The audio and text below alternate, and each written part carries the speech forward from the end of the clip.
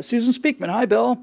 I read last week of a Republican state rep in Massachusetts who beat the Dems in the state house at their own game. A bill was introduced that would allow residents to identify themselves as male, female, or X on their driver's licenses. So he promptly filed amendments for each one of the 73 genders listed by Facebook. Each amendment had to be debated and voted on, forced the Dems to put their genderized money where their mouths were. The speaker finally pulled the bill. Is this the kind of thing that we're going to have to do in general with our legislators in order to bring sanity back? I'm afraid we might ultimately be tripped up by our own cleverness. What say you? I say absolutely, Susan. You're absolutely right. There's only one way to beat these people, and that's to do what they want with the hands still on the rein. Do what they want. The way to beat gender, this whole gender fluidity thing, is to have every single male in America get a doctor friend to say that they identify as female and then file for lower insurance rates. I notice the feminists don't talk about the lower insurance rates and all the other benefits, actuarial benefits that accrue to women when they talk about this 72 cents on the dollar nonsense. You'd think that if they're champions of equality, they'd be leading the charge against the fact that women have lower insurance rates than men do. And the reason that women have lower rates than men do is because they get into fewer accidents than men. And the reason they get into fewer accidents than men is because they don't drive as aggressively as men do. And there you go. So it makes perfect sense to give them a better rate because insurance is all about statistics. And nevertheless, we digress. So yes, the most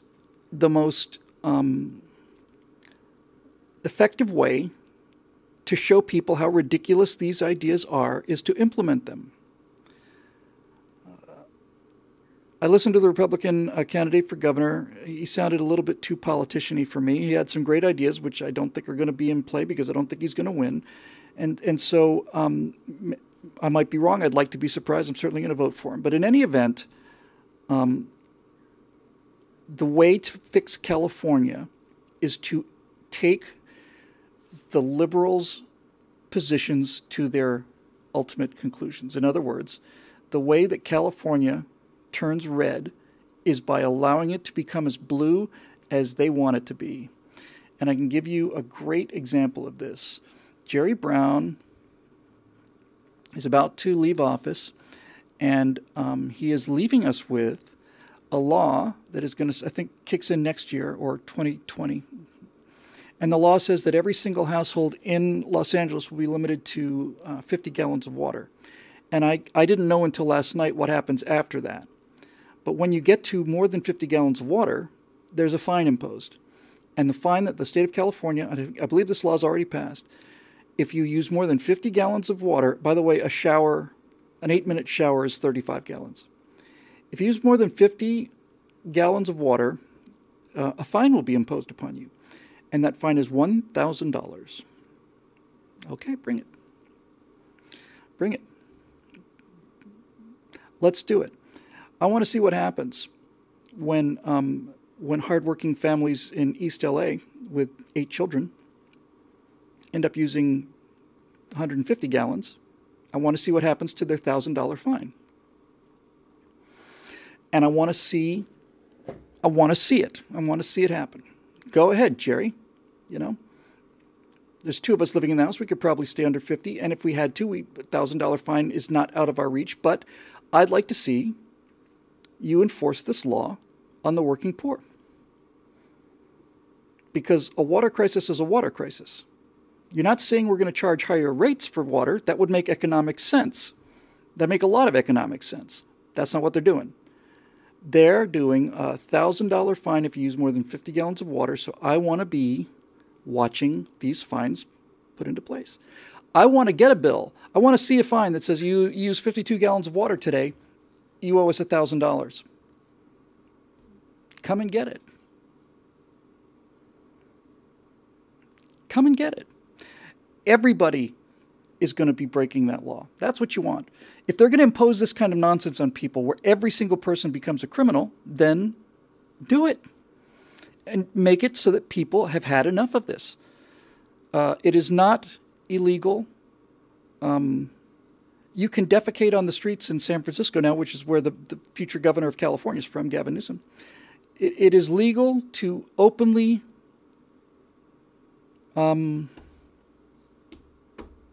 defecate on the sidewalk in Los Angeles. It's not legal to own a goldfish, however. I'm not making this up. In San Francisco, there are fines of up to $2,000 for giving somebody a plastic straw, but there are no fines for giving them a hypodermic needle. In fact, the government's in the business of handing out hypodermic needles. When you live in a world where you can legally take a dump on the street, as Gads and Barb just so perfectly said, because that's what it is, if you live in a world where you can legally take a dump on the street, but you cannot have a goldfish, and where you can be given a hypodermic needle so that you can shoot your heroin, but not a plastic straw so that you can drink your soy milk, then this is the fastest way to get rid of progressives, is to let the people see what it is they actually want to do. This guy, John Cox, gave me some interesting ammunition yesterday. He said the California legislature passes, maybe it was him and a video I saw in California the night before that my wife showed me. California passes something like 4 laws a day. That's the rate of legislation that gets written in California, 4 laws a day. Now, unfortunately for the lawmakers, all of the good stuff is already taken. You know, don't murder somebody, let's say, or it's against the law to start a fire in a building. Those are already taken. So what do the legislators do now? Well, the more laws you make, the harder you have to look to find new laws. So we'll make straws illegal. Why not? You know, save the planet that way. Because if we don't, we're gonna destroy the planet. If we keep using plastic straws, we'll destroy the planet. Somebody had the information on it, said something like, I think the total number of plastics in the ocean that are contributed by the United States is something like 1%, 2%, because we've actually taken this pretty seriously. It's Asia, really. It's just pumping out this stuff. They don't care. Something like 1/3 to 1/4 of the air pollution in San Francisco is generated by China. That's right. 1/3 to 1/4 of the air pollution in San Francisco has traveled the Pacific Ocean, which is half the planet, because of China. But that don't allow the fact that 1 or 2% of the plastics in the ocean are produced by America, and don't ever think about the fact that the percentage of plastic that we do put into the ocean consists of drinking straws, which is another fraction of a percent. Make sure that you enforce a law that says that if you give somebody a straw in a restaurant without them asking for it, that restaurant's going to get a $2,000 fine. Go ahead, do it, and start enforcing that laws. People have asked me 100 times why I still live here. I have 2 reasons that I've made pretty clear. One of them is it's just climate paradise for a guy who grew up in Florida, and to live with a world with no humidity and no mosquitoes is a very nice thing in the water. And the second thing is it is astonishingly beautiful here. I came in 1988. I got off the plane. I went out boogie boarding out in the Ventura County line. I was sitting in the Pacific Ocean, watched the sun go down, surrounded by sea lions, and I said, this is where I need to be. This is my home. So that's the emotional reason I'm here. The practical reason I'm here is because this is where the lunacy is. This is, you know, like I said, if you're going to be a volcanologist, you have to live under the volcano. And that's it. Now, there are some things that would force me to leave this city. But right now, I can basically afford it. I can afford it emotionally, and I can afford it financially. I couldn't afford to run a real business here. You know, we used to employ 4 people full-time here before all the shadow banning happened and stuff. Now we have 1 person, 2 people part-time. I could never have a full-time employee here anymore. In the back wall of that back room there, on the wall by law, are a number of posters. The whole back wall of the little break room in there, the whole wall, 7-8 feet wide and 4 feet tall, is plastered with posters that I am required by law to have up there, even though I don't have any employees full time. And it is nothing, if you read them, it's nothing but here's how you, the employee, are protected from the horrible depredations of me, the capitalist oppressor. Here's your minimum wage. Here are your rights under workers' comp. Here's your anti-harassment laws, here's your this laws, here's your anti-whistleblower laws, there's all of it. And all this stuff has to be complied with. Plus, they take a big percentage of our income. And as was pointed out in this video I saw, a Los Angeles City Commissioner makes $175,000 a year. The national average for that kind of job is, I think, around $18,000 a year, and in Texas it's $1,300. If you're a Los Angeles City Commissioner and you become elected to the United States Senate, it's a pay cut. And this is because these people have realized that the way for lazy and stupid people to become rich is for them to be able to control the levers of the law. It's really pretty simple. It's not that they don't know, it's just that they don't care. They have figured out the only way for lazy and stupid people who are not inclined to violence and murder. That's an important consideration, because if you are lazy and stupid, you can always become a Nazi and a communist. But if you're lazy, stupid, and cowardly, let's put it that way, then the only way you can become rich is by controlling the powers of the law.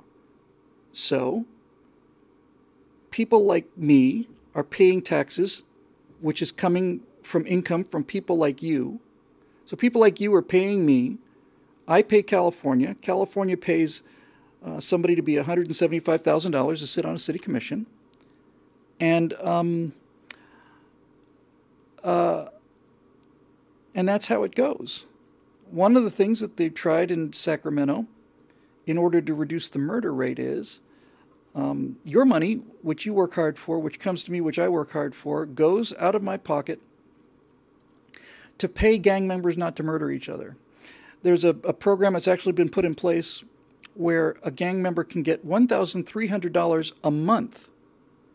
$1,300 a month, so long as he doesn't murder anybody. I'm not making it up. It's true. If you don't murder anybody this month, we'll give you $1,300. I didn't murder anybody this month. I don't know where my $1,300 is. So it's just gonna collapse. And I actually, before I went to this thing last night, and I still maintain. By the way, last night at this event, we saw an entire slate of California candidates. This is the Republicans at an event in Los Angeles.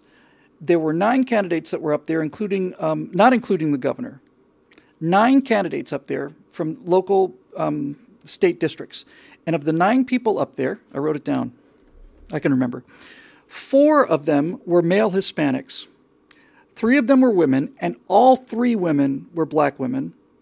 And there were 2 white males. 2 white males, 3 black women, 4 Hispanic males. That's what the Republican Party is putting up in November, because we're such Nazis and misogynists and homophobes and racists and all the rest of it.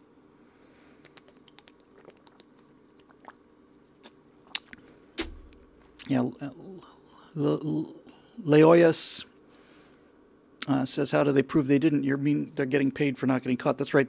We're paying $1,300 for you to not be caught murdering somebody. All right, that'll do it, I think. I'm going to try and get a tiny little bit of work done, and then I'm going to go home to my beautiful wife, who's been shooting pictures all day. If I know Natasha, and I do, she is going to be glued to the computer for a while, because when she finishes a photo shoot, she's very happy.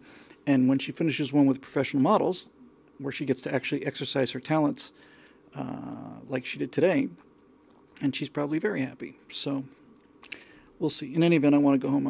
I like being home. And one of the things that Christopher Robin hit me so hard with was this sense of family. And I mean bigger family, the family of Christopher Robin and his wife and his daughter, but also, the family of Pooh and Piglet and Tigger, Eeyore, Kanga, Owl, Rabbit, all of them. It's a family. And I like going home to my family. And thank you for the kind words about Twitch. I had not quite realized that I couldn't put things together, but I'll try and get it more produced in the next time. But as I say, I don't want to disappoint anybody. I don't want anybody to be, shaken to their core. So anyway, I think that'll do it. I know I've recorded this for YouTube, and I hit the record button on Twitch, so presumably they'll be archived here. But whether they're not or not, it'll still be on YouTube, so that'll do it.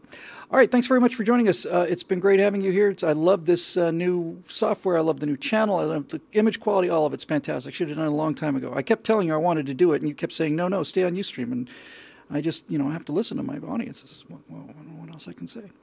All right, that'll do it. Hopefully we'll see you next week. Thanks again for all the support, especially to our members for making my life possible. And you be careful out there. We'll see you next time on the Stratosphere Lounge.